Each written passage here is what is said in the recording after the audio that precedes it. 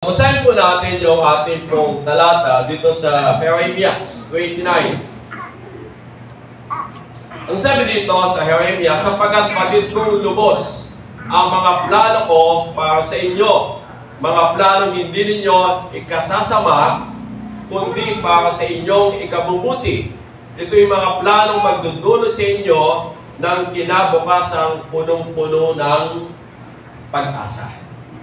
So, napakaganda yung binanggit dito ng Diyos sa pamamagitan po ni Jeremias. Nasabi niya, sapagkat batid kong lubos ang mga plano ko para sa inyo, mga planong hindi ninyo ikasasama, kundi para sa inyong ikabubuti.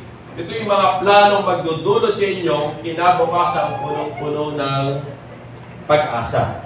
Kaya, ang topic po natin ay pinamagatan ko pong focus in God plan in your life. Sabi nga, mag-focus tayo sa magandang plano ng Diyos sa ating pong mga buhay. Amen? Amen. So, doon tayo mag-focus sa buhay po natin. Doon sa magandang plano ng Diyos sa buhay po ng bawat isa sa atin. Dahil sabi nga ng talata na ating binasa, batid po ng Diyos. Alam ng Diyos yung mga pinaplano niya sa buhay ng bawat isa sa atin. Sabi ko nga, yung pagsilang mo, nakaplano po sa Diyos yan. Yung magiging buhay mo dito sa ibabaw ng lupa, nakaplano po sa Diyos yan. At sabi ko nga, yung magiging hangganan ng iyong buhay, nakaplano po sa Diyos yan. Alam ng Diyos yun. Kaya sabi niya, sapagkat batid kong lubos ang mga plano ko para sa inyo. Ibig sabihin, kagaya po ng ating mga magulang, may maganda po silang plano sa buhay natin, di po ba? So kung yung ating po mga magulang may magandang plano sa buhay natin, mas higit daw po na mas maganda yung plano ng Diyos sa buhay natin. At sabi nga niya dito, mga plano hindi ninyo ikasasama. Wala pong pinlano ang Diyos na makakasama sa buhay po natin. Kagaya po ng ating mga mabubuti nating mga magulang, wala po silang masamang plano sa buhay natin. Lahat ay pawang makakabuti at makakabuti sa buhay ng bawat isa. At sabi niya, ito yung mga planong magdudulot sa inyo ng kinabukasang punong-puno ng pag-asa. So, napakaganda. Sabi ko dito, mga planong magdudulot sa inyo kinabukasang punong-puno ng pag-asa. Kaya, sabi dito ng Bible, mag-focus tayo doon sa napakagandang plano ng Diyos sa ating mga buhay. Sa aklat po ng John, chapter 10, ang sabi dito ng aklat ng John 10, dumating ang magnanakaw para lamang magnakaw, pumatay, at manira.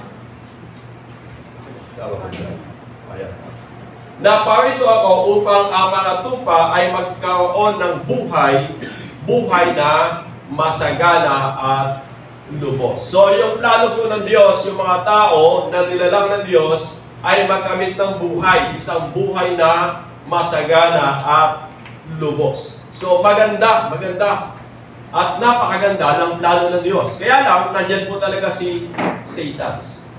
Nasabi niya dito, ang plano naman po ni Satan ay magnakaw, pumatay, at manira. Kaya makita natin, bakit may mga bagay na nagaganap sa atin na kung minsan hindi natin inaasahan. Kasi nandiyan po talaga yung kaaway na gusto po na, sabi nga, patayin yung buhay natin, nakawin yung buhay natin, sirain po yung buhay ng bawat isa sa atin. Kaya napakahalaga na mag-focus tayo sa Diyos. Amen! At si Apostol Pablo, ang sabi niya dito, nung siya'y nabuhay dito sa ibabaw ng lupa, sa 2 Corinthians 4:16, sabi niya dito, kaya't hindi kami nasisiraan ng loob, kahit na humihina ang aming katawang lupa, patuloy namang pinalalakas ang aming espiritu araw-araw. Ang bahagya at panandaliang kapigati ang dinadanas namin ngayon ay magbubunga ng kagalakang walang hanggan at walang katulad.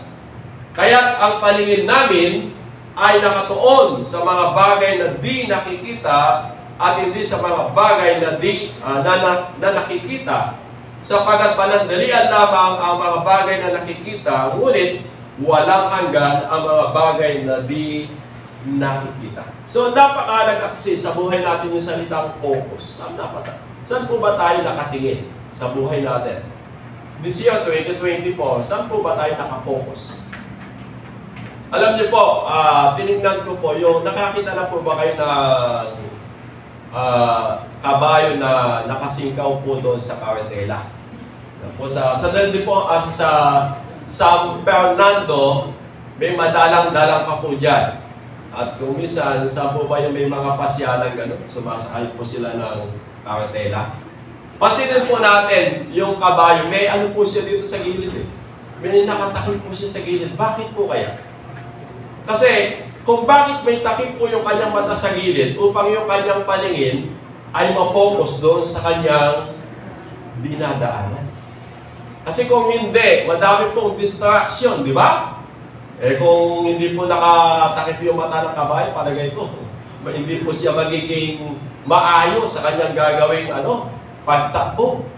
Kasi madami siyang makikita sa paligid eh. So, ganun din po yung buhay natin bilang isang mananampalataya ng Diyos. Madami po talagang distraction na ginagawa po yung kaaway upang hindi po tayo makapokus sa ating ginagawang pagsunod at paglilingkod sa ating Panginoon. At isa din po magandang halimbawa po dyan, si Peter, di ba? Nung siya ay sinabihan ng Panginoon, kasi nung naglakbay po yung Panginoon at pinauna po niya yung kanyang mga alagad, ang sabi po ng Panginoon sa kanyang mga alagad, mauna na kayo. So habang po sila'y pinauna sa paglalakbay dun sa dagat,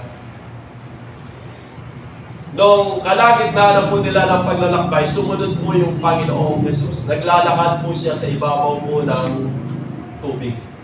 At habang po siya naglalakad sa ibabaw po ng tubig, nakita po siya ni Peter.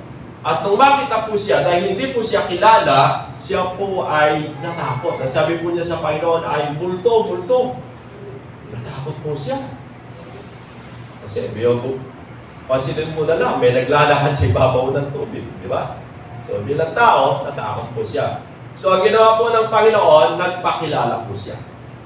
Ay mo pala Panginoon, sabi po ni Peter. Sabi niya, Peter, halika, sabi niya. Lumakad ka sa tubig. So habang nakatingin po si Peter sa ating Panginoong Jesus, siya po ay nakalakad po sa tubig.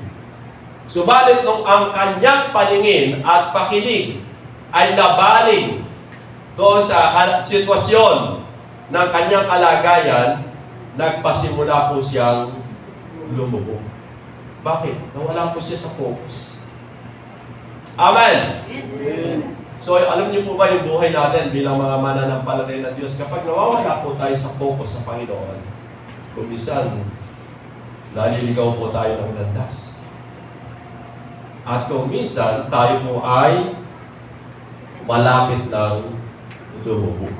Amen! Amen! So, sabihin nga po natin, focus. Kailangan focus tayo this year, 2024. I-focus natin yung ating buhay sa Diyos na pinagmumulan ng lahat ng bagay. Huwag po tayo ma-focus doon sa mga bagay na ibinigay lang sa atin po ng Diyos. Kasi ito po yung sitwasyon ng buhay ng tao. Nung wala pa po siya, nakapokus po siya doon sa Panginoon.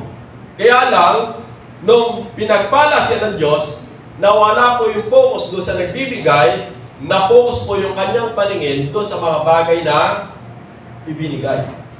So, nawa sa buhay po natin, doon pa rin po tayo dapat pumokus doon sa nagbibigay ng lahat ng bagay sa ating po mga buhay. Amen! So, sa Bible, nagbigay lamang po ako dito ng ilang halimbawa. Kagaya po ni Moises. Si Moises, sinabihan po siya ng Diyos. Ang sabi niya, Moises, sabi niya, yung aking bayan, dalhin mo sa Promised Land.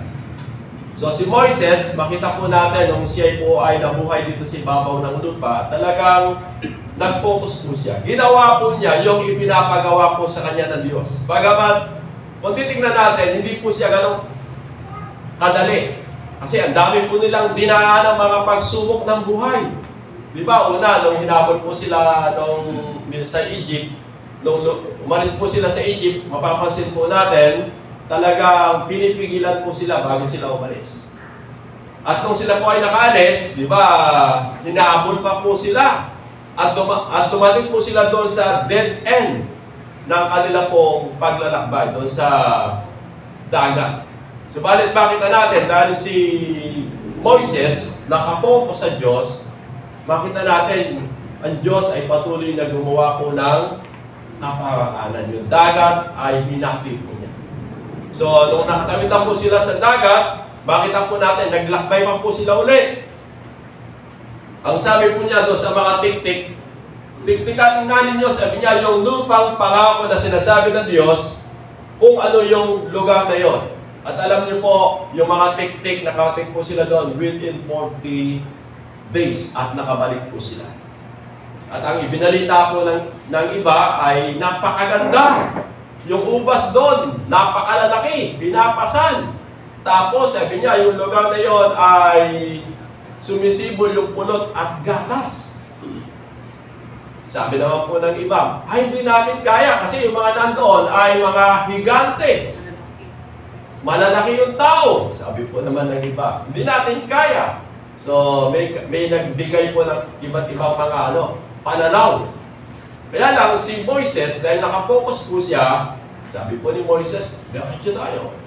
Tumuloy tayo, papunta doon sa promised land. Kaya lang, sa dami po ng reklamo ng mga Israelita, umabot po sila ng 40 years. At maging si Moises, hindi po siya nakating doon sa promised land. Natanaw lamang po niya. Yun po yung biyaya sa kanya ng Diyos. Natanaw lamang po niya yung lupang pangako na ipinapangako sa kanila ng Diyos. At yung iba na laging nagreklamo, namatay sa ilan. Ilan lamang po yung mga nakarating doon sa promised land. So, sa buhay po natin, ito po yung nakita ko kuminsan, kapag hindi ka nakapokus, ibig na yung biyaya sa iyo ay, sabihin natin, 40 days lang, nandiyan na, umabot ng napakatagal na panahon. 40 years. Gano'n po yung haba ng panahon na yun, na nasaya. Lagi ko sinasabi, hindi po yung Diyos ang nawawalan, tayo. Yung nawawalan kapag tayo po ay nanilihis ng landas o kumisan, tayo po ay lumulubog sa mga biyaya at mga pagpapala. Amen? So, focus po tayo sa Diyos na pinagmumulan ng lahat ng bagay. Kasi, napakaganda ng plano ng Diyos sa buhay natin.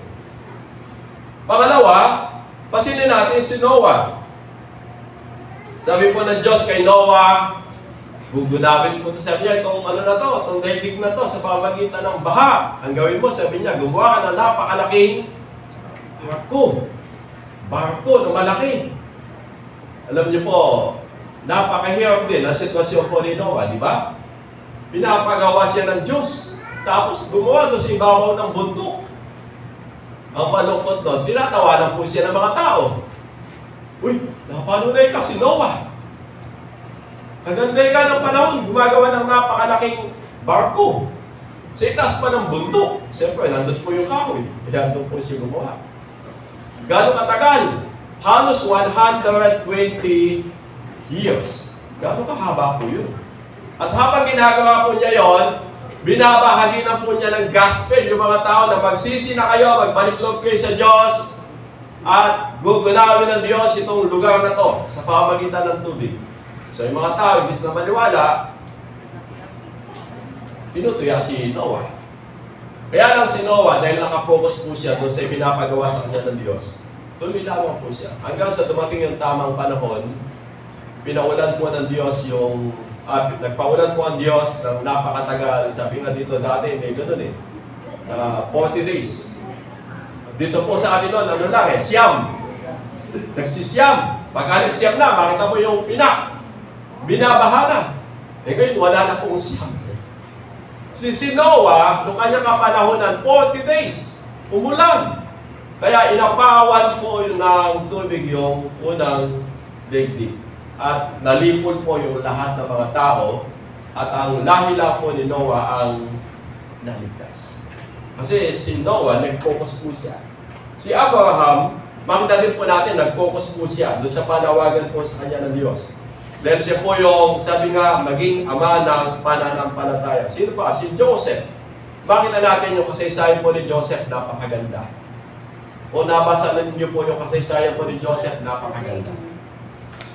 Subalit bago naging maganda yung kwento ng buhay ni Joseph, ang dami po niyang dinaanan ng mga pagsubok ng kanyang buhay. Subalit dahil si Joseph, hindi siya bumitiw sa Diyos, yung kanyang yung panaginip na ipinaunawa sa kanya ng Diyos, dumating sa tamang panahon, nakamtan po ito ni Joseph. Kasi nakapokus po siya sa Diyos na nagbigay sa kanya ng magandang panaginip. At maging si David, makita natin, ginampanan po niya yung kanyang gampanin nung siya nabuhay dito sa ibabaw ng lupa. Ang daming mga kwento sa Bible na pwede nating kuhaning halimbawa na sila po yung nag-focus sa Diyos at sila po ay hindi nabigo at sila po ay pinagpala ng Diyos. Focus, binigyan ko po ng kahulugan, yung F.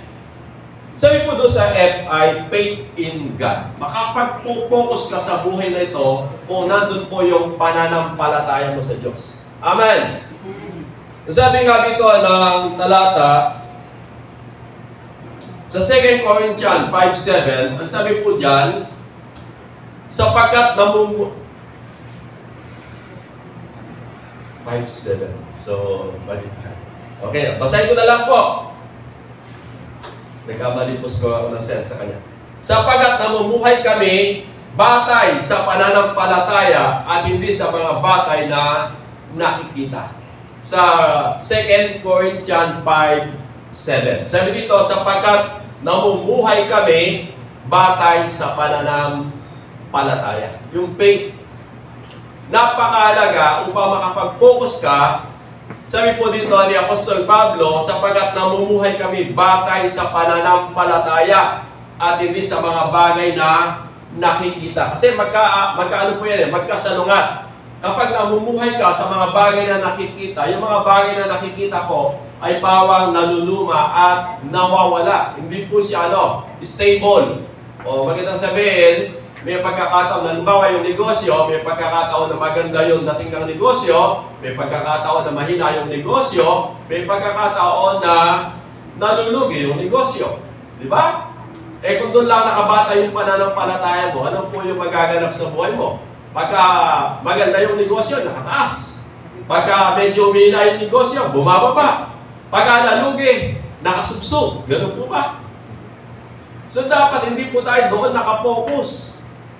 Nakapokus tayo sa Diyos na sabi nga na kayang gumawa ng higit sa lahat ng bagay sa buhay ng bawat isa sa atin.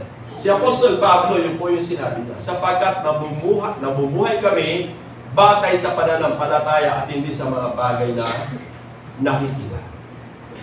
At sa Hebrew chapter 11, sabi niya, ang pananampalataya ay katiyakan na mangyayari ang ating mga inaasahan at paninindigan tungkol sa mga bagay na hindi nakikita.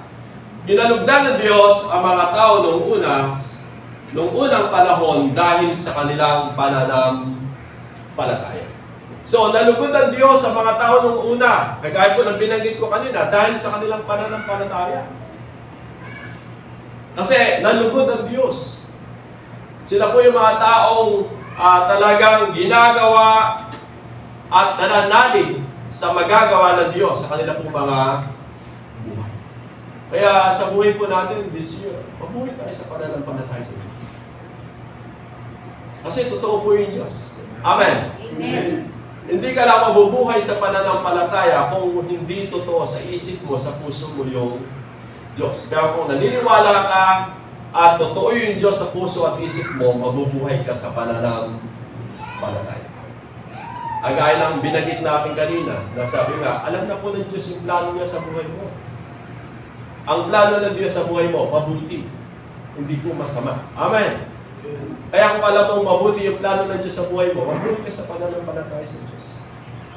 Huwag ka pong madadala sa mga bagay na nagaganap sa iyong paligid. So, pasinipahan po natin sa Hebrew chapter 12, verse 1. Sabi niya dito, 1 and 2. Kaya nga, dahil napapaligiran tayo ng napakaraming saksi, tanggalin natin ang anumang balakid at mga kasalanang kumakapit sa atin kung tiyaga tayong tumakbo sa takbong hingga sa ating harapan. Ituon natin ang ating paningin kay Jesus. Sa Kanya nakasalalay ang ating pananampalataya mula sa simula hanggang katapusan.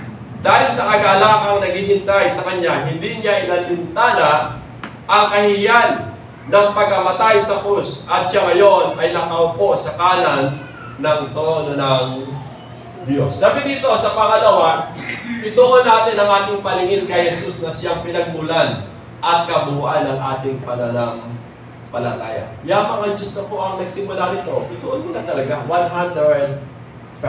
Amen! Amen. Kasi sa totohanan po talaga, nandyan po talaga yung napakaraming saksi na sabi nga, tanggalin natin ang anumang balakid na ang kasalanan kumakapit sa ating buong tiyaga tayong tumakbo sa takbuhing nasa ating harapan. Madami po talagang hadlang. Ginagawa po yung kaaway upang hindi po tayo makapagpatuloy. Yung po ba kung kailan mo nice talaga, Lord, gusto ko na po talagang ibigay yung buhay ko sa iyo 100%. Saka po may mga nagaganap na mga hadlang, dahilan upang hindi po natin magawa yung mga bagay na yun. Naranasan po ba natin yun? Lord, kung kailan ako totoong lumalapit sa iyo, gusto maglingkod na sa iyo, bakit ganito ang sitwasyon na naganap sa buhay ko? Alam niyo po, doon po natetest kung talagang totoo ka na talagang iniaalay mo yung buhay mo sa Panginoon. Amen? Amen.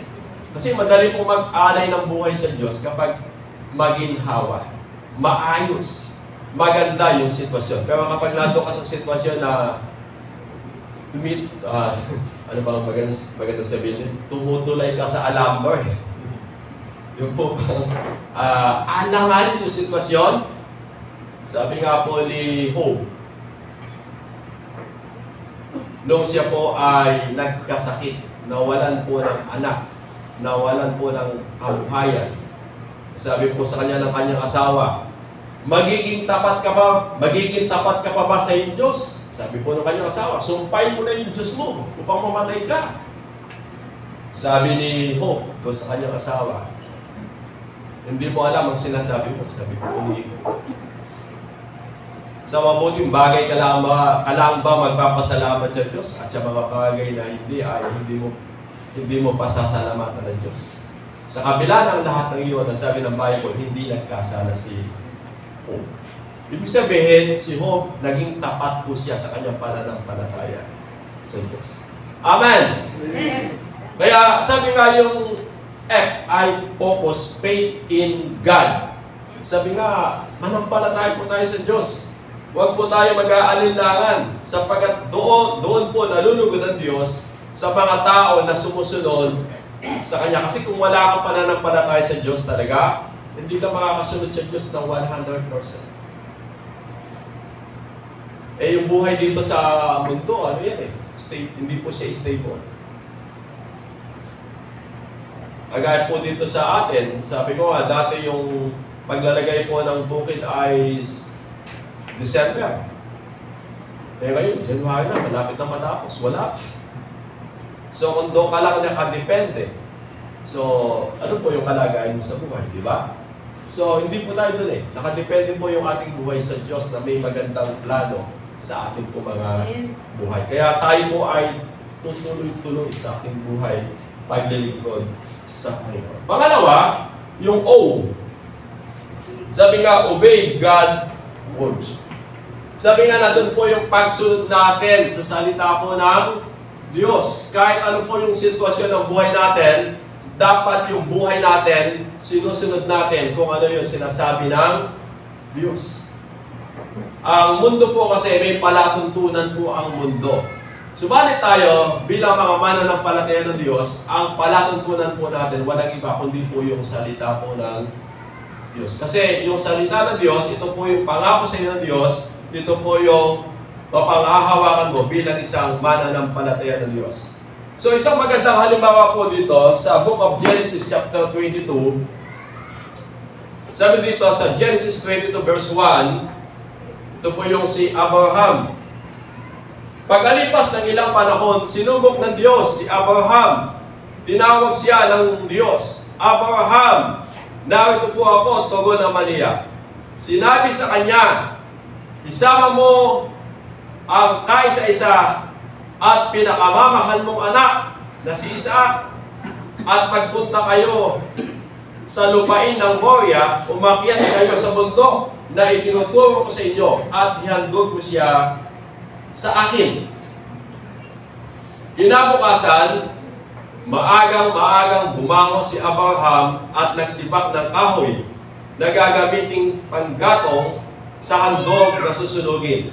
Nihanda niya ang asno at umalis kasama si Isaac at ang dalawang aliping lalaki papunta sa lugar na sinabi ng Diyos sa kanya. Makita natin dito si Abraham, sumunod po siya doon sa sinasabi sa kanya ng Diyos. Alam niyo po, kung titingnan po natin yung kwento na to, talaga ano to matetest po talaga yung pananampalataya mo. Biyo nyo, kaisa-isang anak, solo. Kumbaga sa mag-asawa, yung po yung kanilang kaligayahan. Tapos, sasabihin sa iyo ng Diyos, ihandog mo siya sa akin. Kaya lang, ang sabi dito ng Bible, sinubok ng Diyos, Abraham. So alam niyo po ba, sa mga ganung sitwasyon, sinusubok ng Diyos yung buhay natin kung hanggang saan po tayo susunod sa Kanya. Amen! So napakaganda na, para makapag-focus ka sa iyong buhay, pananampalataya sa Diyos, sumunod po tayo sa Diyos sa pamamagitan po ng Kanyang mga salita. Kasi yung salita naman po ng Diyos, hindi siya magdadala sa atin ng kapahamakan. Kundi magdadala po ito sa atin ng tagumpayan at kasaganaan. Amen! Kaya, umailangan po tayo sa salita ng Diyos. Walang lugi sa Diyos. Sa lahat po ng aspeto ng buhay natin, sumunod ka lang sa Diyos.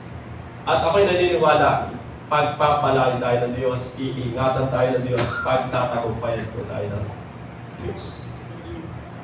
Kasi totoo po yung Diyos, Kanyang salita, mga pangako. Kaya makita natin dito sa kwento na to, hindi ko na po sinulat lahat, ang huling kwento po doon ng Bible, nung makita ng Diyos yung katapatan po ni Abraham, ang Diyos mismo ang naghanda ng isang tupa upang ihandog sa Kanya. At ang sabi ng Bible, dahil hindi mo ipinagkait sa akin ang iyong kaisa-isang anak, ako mismo, sabi ng Diyos, nangangako sa iyo, sa pagpapalay, pagpapalain kita, maging ang iyong sambahayan. Kaya mula doon sa kaya si Abraham, tinawag po na ama sa pananampalataya. Kasi nandun po yung pagsunod niya doon sa salita po ng Diyos. Kaya sa buhay po natin ang salita ng Diyos, sumunod lang tayo. At ako'y naniniwala, magiging maayos, magiging mabuti, at matagumpay yung ating magiging pamumuhay. Amen? Amen. Kaya lang po tayo kasi napapahama kasi ayaw natin sumunod. Bawal lang po yan kagaya lang po siya ng isang anak sa kanang isang magulang. Sabi ng magulang, anak, mag-aaral ka upang mapabuti, mapaayos ang iyong buhay. Yung anak, hindi nakinig. Laging cutting class. Ang alam niyang lagi yung walang pasok. Tapos yung vacant. Yun po yung kanyang nakabisado sa eskwelahan. Kaya ano nangyari? Hindi nakatapos. Sino po yung lugi? Yung anak. Kasi hindi siya nakinig. Sumunod sa kanyang magulang. Kaya noong dumating yung panahon, sabi ng anak, nagsisisi ako, sabi ko, kasi hindi ako nakinig. Sumunod sa akin magulang. Amen! Ganun din po sa buhay natin. Kaya kung minsan nagsisisi po yung isang tao dahil napahamak, hindi siya nakinig, hindi siya sumunod doon sa palatuntunan po ng Diyos. Kaya, pangalawa, sabi ko obey God word. Makinig po tayo, sundin po natin kung ano po yung sinabi po ng salita ng Diyos. Para hindi po tayo mapahamak. Pangatlo, commit yourself in God. Sabi nga, i-commit po natin yung buhay natin sa Panginoon.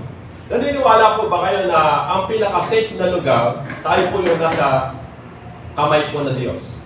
Amen. Amen. Kaya, sabi ko nga, yamang naniniwala ka na ang Diyos ang may magandang plano sa buhay mo, ibigay po na sa Diyos yung buhay mo, 100%. Kasi hawak naman po ng Diyos yung buhay natin. Kasi kung tayo po yung hahawak sa buhay natin, wala pong katiyakan. Subalit kapag ang Diyos ang may hawak ng buhay mo, safe ka. Amen. So nakakita na ba kayo ng isang anak sa hapon ng isang magulang na kahit na madulas po yung daan, dahil hawak po ng tatay yung kanyang anak, makita mo yung bata, nagpapadulas pa. Di ba? Nakakita na ba kayo ng ganun? Naglalakad sila, tapos yung ginagawa ng bata, naglalakad pa, nagpapadulas. Bakit? Wala siyang takot eh. Kasi hawak po siya ng kanyang tatay. Pero kapag yung anak ang may hawak doon sa kamay po ng tatay, malaki po yung porsyento na siya po ay makabitaw at mapahamak. So, ganun din po sa buhay natin. Kung tayo po yung hawak lang sa Diyos, mapapahamak lang tayo kung minsan dahil tayo po ay may posibilidad na bumitiw. Pero kapag ang Diyos ang humahawak sa buhay natin, wala po tayong dapat na ipangamba. Ang sabi po diyan sa aklat po ng Pilipos 1:20, sabi po diyan ni Paul, ni Apostol Pablo, kasi si Apostol Pablo, nadama po niya yung pagmamahal ng Diyos sa kanyang buhay. Kaya sabi niya, ang aking pinakananais at inaasahan ay hindi ako mapahiya sa anumang bagay, kundi sa lahat ng panahon, at lalo na ngayon, sabi niya, ay buong tapang kong maparangalan si Kristo sa buhay man o sa kamatayan, sapagkat para sa akin ang buhay ay para kay Kristo at ang kamatayan ay pakinabang. Sabi niya dito sa uli, sapagkat para sa akin ang buhay ay para kay Kristo at ang kamatayan ay pakinabang. Nandun na po na inialay na po niya yung buhay niya sa Panginoon. Biyod nyo ba naman, kung titingnan natin yung buhay po ni Apostol Pablo bago siya naging Pablo. Di ba, Saulo po siya? Ang dami po niya ginawang kamalian sa buhay. Subalit nakita niya, mula po doon, siya po ay minahal ng Diyos. Siya po ay binago ng Diyos. Mula po doon sa madami po niyang nagawang kamalian. Kaya mula doon, sabi niya, iaalay ko yung buhay ko sa Diyos. Talagang ibibigay ko yung buhay ko sa Diyos. Kasi minahal ako ng Diyos at ito yung napakagandang bagay na magagawa ko sa aking buhay. Upang mula doon, sabi niya, at kung ako man ay mamatay, ito ay pakinabang. Amen!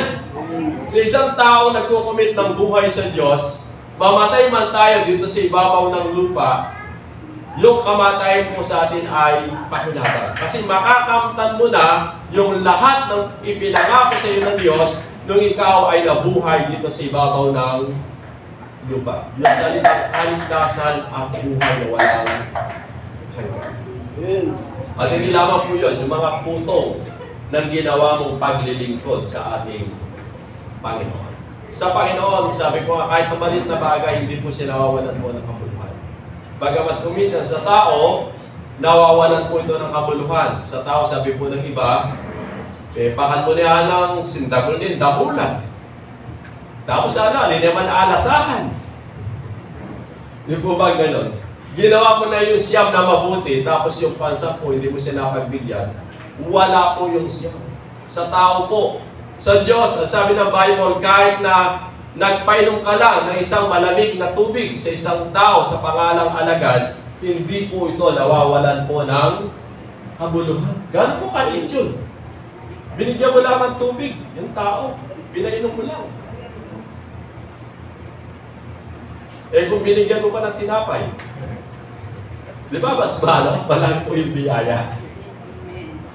Yun nga tubig lang, pagpapalain ka ng Diyos eh. Eh kung may kasama pang tinapay, di mas lalo kang pagpapalain ng Diyos. Kaya lang po minsan sabi ko nga, kapag ako ay nagbibisita sa mga bahay, hindi ko alam kung paano ko yung gagawin ko. Eh, may mag-aalok sa'yo ng malamig. May mag-aalok sa'yo ng mainit. Kaya minsan sabi ko, mayroon din ako yung visitation. Eh, kapag hindi mo naman ininom, kinain, baka sabihin po ng tao, si pastor naman, nakasela. Di ba? Hindi nila alam, naghahalo na po yung kinain mo. So, naniniwala po tayo kasi na lahat ng mga bagay na ito may pakinabang. Lahat ng ginawa mong mabuti, may pakinabang po sa Diyos yun. Kahit na pinakamalit na bagay, sa Diyos, hindi po siya nawawalan po ng pakinabang. Okay, pang-apat. Dalawa na lang. You understand the will of God. Sabi nga, maunawaan mo yung kalooban ng Diyos. So, ito yung magandang kwento ng buhay ng tao. Na kung minsan, dahil hindi mo naiintindihan, Amen po ba doon? So, sabi po ni Apostol Pablo sa Romans 8:28. Alam natin sa lahat ng bagay ay gumagawa ang Diyos. Sabi niya, para sa ikabubuti ng mga nagmamahal sa Kanya. Sila mga tinawag ayon sa Kanyang layunin. Alam natin. So sa ibang salin ay nagkakalakip-lakip na gumagawa ayon sa ikabubuti ng bawat isa na minamahal ng Diyos. So, lagi ko sinasabi, yung buhay ng tao ay makulay. Kapag po ba kayo dumingin sa isang damit, maganda po ba na plain lang, na puti? Di ba, mas maganda kung minsan may konti siyang abubot. Design, yan. So, ganun din po yung buhay ng tao, hindi po laging puting-puti. Na maayos na maayos. Kung minsan may dumadating na problema, pagsubok, alalahanin, intindihin, pagkakasakit. Bahagi po yun ng buhay para lalong gumanda yung ating buhay. Amen! Di ba sa isang sa isang artist, kapag madaming iba't ibang kulay, di ba, napakagandang tingnan. Yung nalapong Christmas light, nakakita ko kayo ng Christmas light na isa lang po yung kulay. Hindi siya maganda. Pero pagka napakadami ng kulay, kaganda. Amen po ba? Amen. Ganon din po yung buhay. Gumaganda po yung buhay sa iba't ibang sitwasyon ng ating buhay. Yun nga po yung magandang kwento ni Joseph eh. Kung titingnan natin yung kwento ni Joseph, bago niya nakamtan na siya po yung maging Prince of Egypt, ang dami po niya pinadaanan. Di ba? Una, nagalit po sa kanya yung kanyang mga kapatid eh. Dahil po sa kanyang panaginip. At ang ginawa pa po nila, itong kapatid na to, talagang, ano po bang maganda doon sa mga magulang? Paboritong anak. Kasi gano'n po tayo may yung ibang mga magulang, di ba? May tinititigan kaysa doon sa tinitignan. Kasi si Joseph, gano'n po siya eh. Ginagawa po siya ng mga damit ng kanyang magulang. Kaya itong mga kapatid, naingit. Kaya nang dumating yung isang pagkakataon, ito na naman ay kayang kapatid natin mapanaginipin. Dumating po yung pagkakataon na binalak po siyang patayin. Si Joseph. So, iniligtas po siya ng kanyang kapatid na pangalan. Sabi niya, what? Sabi niya, kasi nihulog po siya sa balon eh. Ang gawin na lang natin, sabi niya, ibenta na lang natin siya. So, may mga nagdadaan po kasi mga namimili ng mga alipin. So, ginawa po kay Joseph, ibenta. Yung po pala yung umuwi ng God. Ibenta siya para makarating siya doon sa kanyang pupuntahan. At nung si ibenta, so may nakilala po siyang tao. So, yung kanyang taong tinulungan ay nagpahawak sa kanyang buhay. Nakulong. Nung nakulong, medyo matagal na nakulong, tapos nung nanaginip po yung kanyang nakasama, pinaliwanag niya. So, nabigyan po niya ng magandang paliwanag. So, dumating yung panahon, nanaginip po yung king. So, wala makapagpaliwanag. Sabi po nila, Yung kasama ko, sabi niya, magaling magpaliwanag. So, naging daan po yun. Tapos, dumating pa yung pagkakataon nang siya po talaga ay going straight na. Yun naman pong asawa. Tinutokso po siya. Sabi po kay Joseph, tabihan mo. Sabi, dahil si Joseph, makinis. Makisip. Talagang maganda na lang.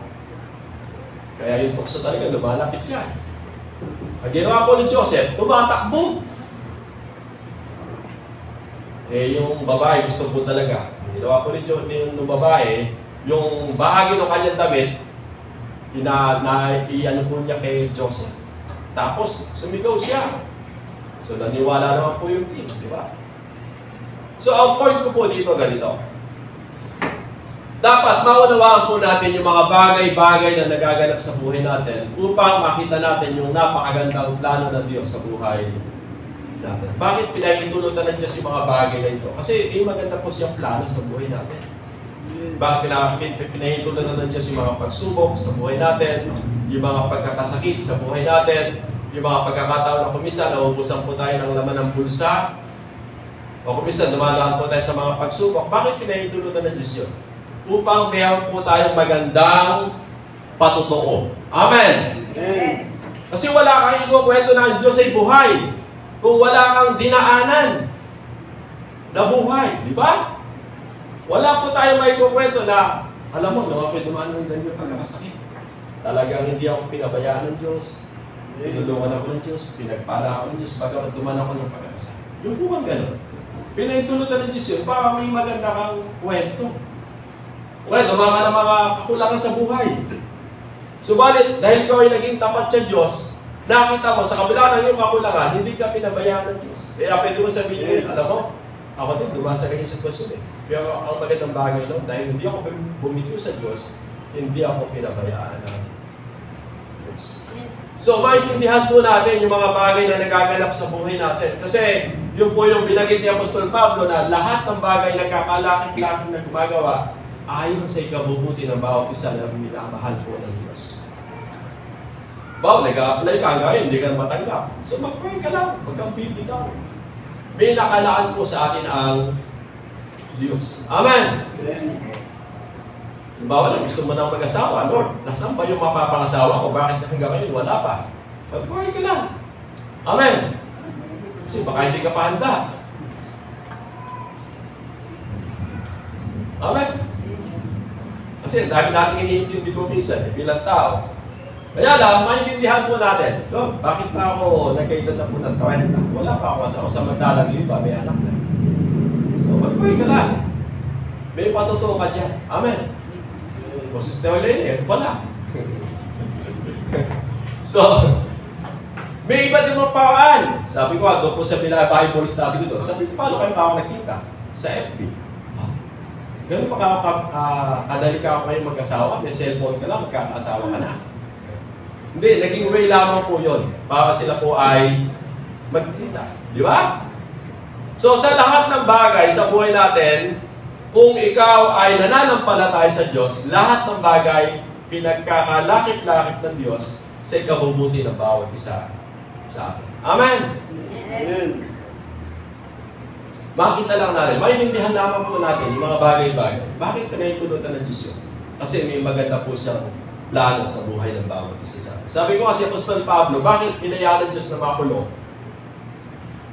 Hindi mo sasabihin mo, born again. Humahayo, nangangawat ng gospel, tapos nakulong. Di ba, bilang tao, no, bakit mo pinayagang makulong? Kaya pala, yung kapitan ng bilangguan, yun yung pinakamisyon. Upang yung yung kapitan na bantay ng bilangguan ay kumilala at manampalataya sa ating Panginoon. Amen! May dahilan. Bakit natuklaw si Apostol Pablo ng ahas? Kasi yung mga tao na nandoon sa mga katutubo, naniniwala sila kapag natuklaw ng ahas, mamamatay. Yun po yung kanilang paniniwala. Eh hindi po namatay si Apostol Pablo. Sinamba ngayon. Ha? Mukhang Diyos to, sabi ng mga katutubo. Alam niyo po, yun po yung pagkakataon ni Apostol Pablo upang ibahagi yung ating Panginoong Jesus. Amen. Amen. So may dahilan. Dapat lang natin maintindihan kung ano yung kalooban ng Diyos. Bakit naganap sa atin yung mga bagay na yun sa buhay natin. Upang may maganda po tayo patutuo. Pwede po natin ipatutuo na ang Diyos ay napaka-buti. Panghuli, sa focus, ano po yung panghuli? S. Serve God faithfully. Sabi nga, maging mabuti at tapat po tayong maglilingkod sa Diyos. Sabi dito, sa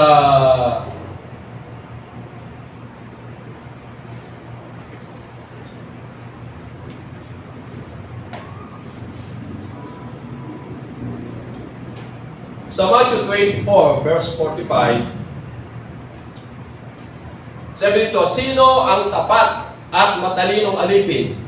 Hindi ba't ang pinamamahala ng kanyang Panginoon upang magpakain sa iba pang mga alipin sa takdang oras? Pinagpala ang alipin iyon kapag dinatnan siyang tapat na naglilingkod sa pagbabalik ng kanyang Panginoon.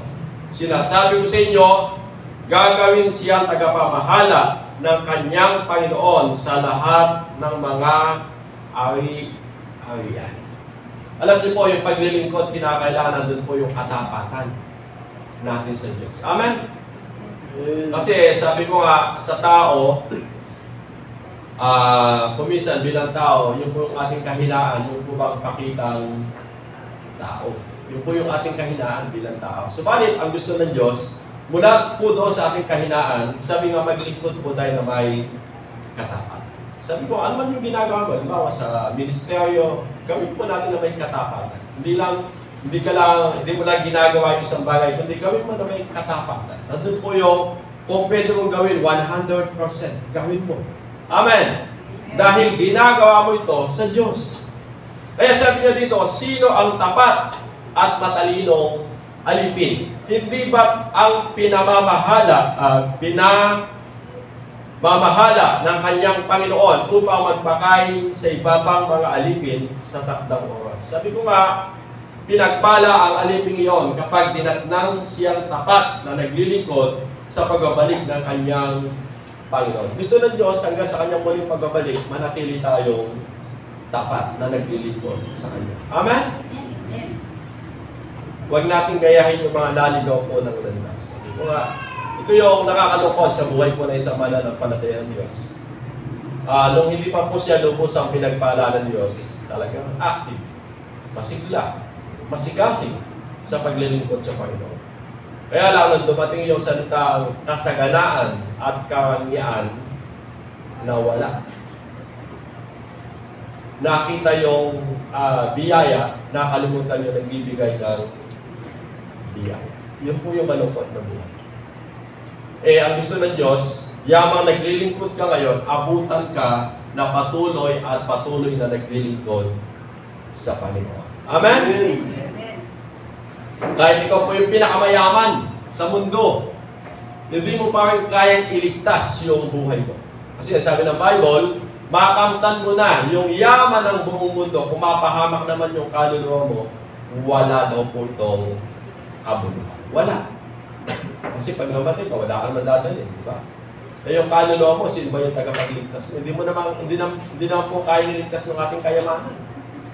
Kahit ikaw po yung pinakamayaman, kahit ikaw po yung ano ba yun? Hindi lang po seryoso, yung may-an po ng computer. Tapos yung pantak na lalaki, kayaman na. Pero hindi niya kayang bayaran yung kanyang kaligtasan. Amen. Ang kaya lang magbigay ng kaligtasan mo, walang iba kundi yung Panginoon. Kung may biyaya ka ngayon, pagkakatiwala lang po sa atin ng Diyos. Habang nabubuhay ka dito sa ibabaw ng lupa. Ang mahalaga po doon, makita mo yung pinagmumula ng biyaya. Kaya sabi nga, maglingkod po tayo sa Diyos na may katapatan. Kasi yun po yung hinahanap ng Diyos. Nasabi niya, sinasabi po sa inyo, gagawin siyang tagapamahala ng kanyang Panginoon sa lahat ng mga ari-arian. So mas lalo pa po tayong pagpapalain pa ng Diyos. At last verse, sabi niya dito, sa Matthew 25, ito yung conclusion po natin, sinabi sa kanya ng Panginoon, magaling, tapat, at mabuting lingkod. Halika't samahan mo ako sa aking kagalakan. Naging tapat ka sa kakaunting halaga, kaya gagawin kitang tagapamahala ng malaking halaga. So, ang gusto ko pong makita natin dito, yung sinabi ng Panginoon. Sinabi sa kanya ng Panginoon, magaling, tapat, at mabuting lingkod. So, napakahalaga na sa buhay po natin, nandun po yung ating focus. Amen. Sabi nga, yung mga naunang lingkod sa atin ng Diyos, nag-focus po sila sa Panginoon. At mula po doon, nakita po natin na sila po ay pinagpala po ng Diyos. Kaya sa buhay po natin, kagaya po na ating binanggit kanina, sabi ko nga, faith in God, obey yung kanyang salita, commit yourself to God, understand the will of God, and serve God faithfully. So napakaganda na yung salitang focus ay gawin po natin bilang mga mananampalataya po ng Diyos. Upang sabi nga sa buhay po natin, tuloy-tuloy po tayo ngayon 2024. At ang dulo po na sasabihin sa'yo ng Diyos, magaling, mabuti at tapat na alipin. Ang Diyos po yung magpapala sa buhay po ng bawat isa sa atin. Amen? Amen. At naniniwala po tayo na hindi po ang Diyos upang hindi po tayo pagpalain sa lahat ng aspeto ng ating pamumuhay. Hindi mula po doon, patuloy po tayong pagpapalain ng Diyos at patuloy pa po tayo pasasagalain po ng Diyos. Amen!